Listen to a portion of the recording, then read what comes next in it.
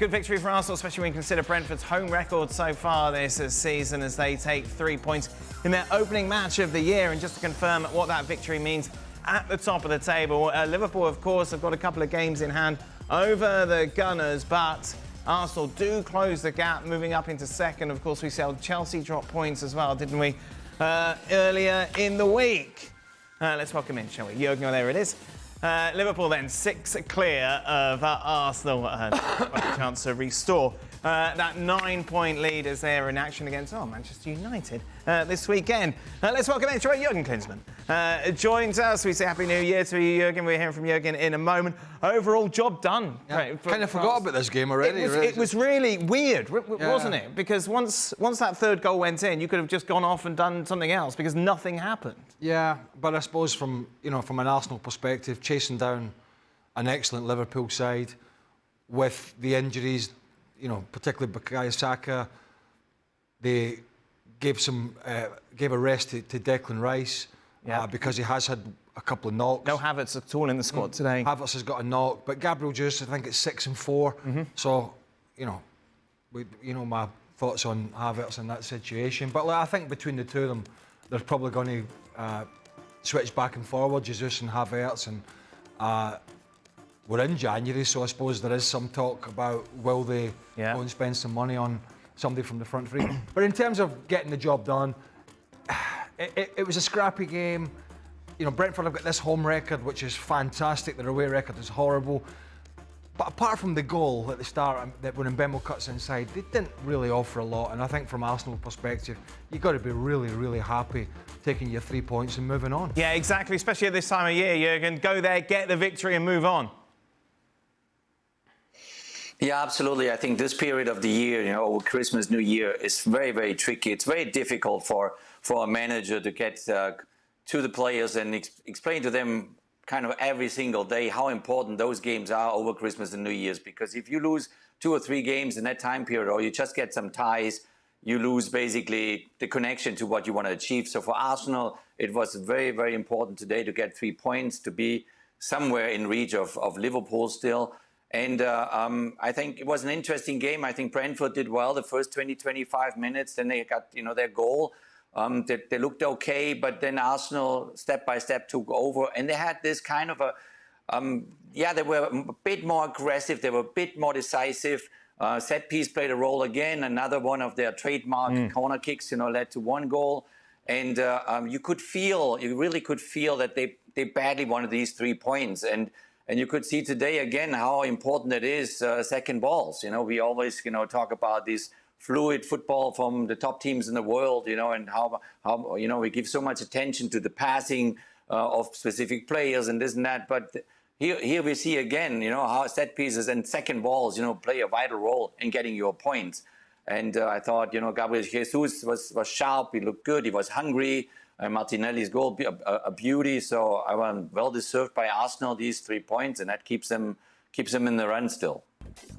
Yeah, obviously making the most of the opportunity that he's getting at the moment, Robbo. Who stood out for you today for Arsenal?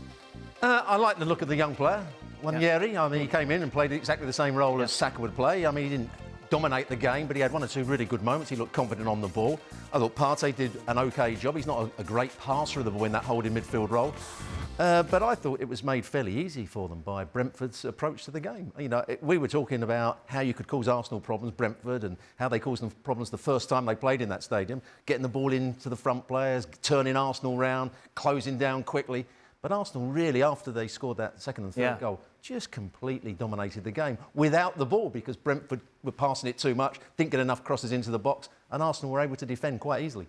That's the kind of goal, though, that it sounds silly, but from Jesus, that's the kind of goals that Arsenal are looking for. You're not going to score, I think it's safe to say both Havertz and Jesus are not what you would call natural sort of penalty box strikers, just don't do a lot else and look to get on the end of stuff. Certainly, Kai Havertz isn't that.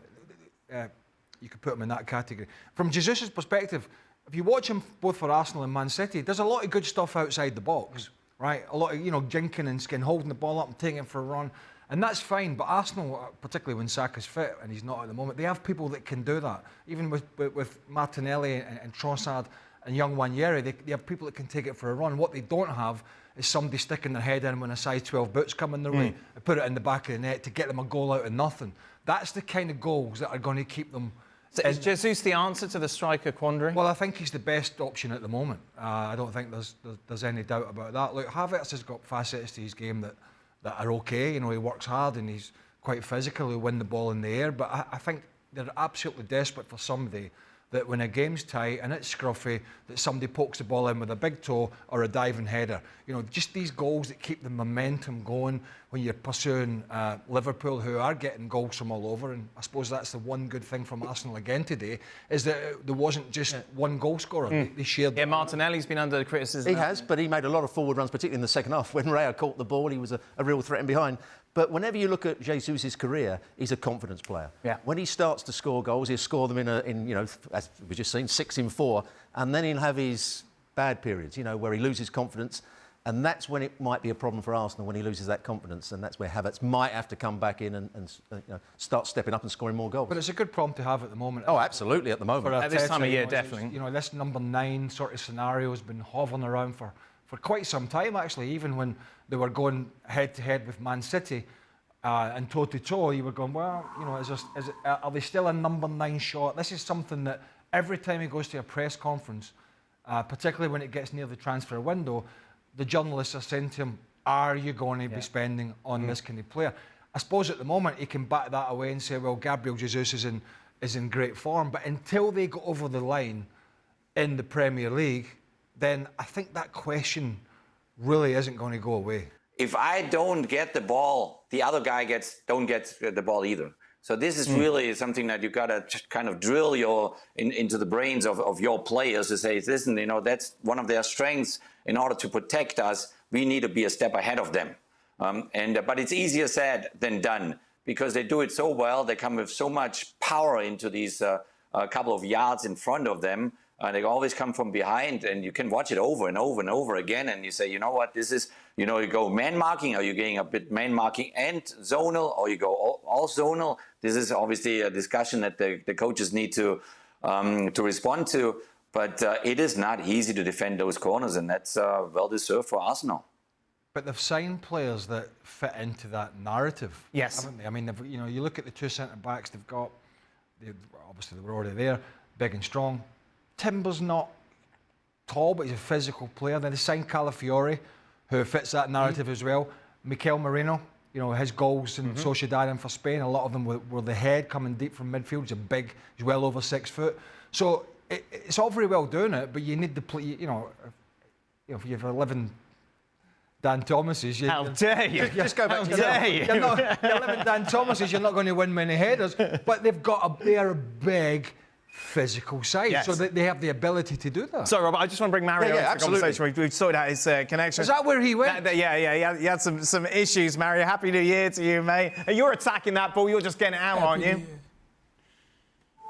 What did you say? Come again? You are just attacking that ball as a defender, back in your prime, just clearing it however you can. Yeah, of course. But I think what you guys already tapped in, and I think what Jurgen said is like being alert. And I think we're watching an Arsenal side that we normally don't expect them to be that good at what they're doing right now. So they must have done a lot of work on it for them to be able to be that dangerous. And people now are counting them in. Also because when you play that type of football the way they play, you don't expect them to put this kind of part into their game to make it like you now you have to worry about a free kick. The teams that worried about free kicks and corners were like Stoke City. Now let's say you watch an Ipswich side, you understand, or a Brentford itself, when they get a free kick they would be joining them, but now they have to worry about it. And especially also, you already tapped into the game, but the way Brentford played, they were just defending. All of them were sitting back and having a shield and hoping on a break. But the break never came. So that's why now they have to wait on the counter-attack and waiting for a corner kick. But then Arsenal just took advantage of all those situations. So it was kind of interesting to watch.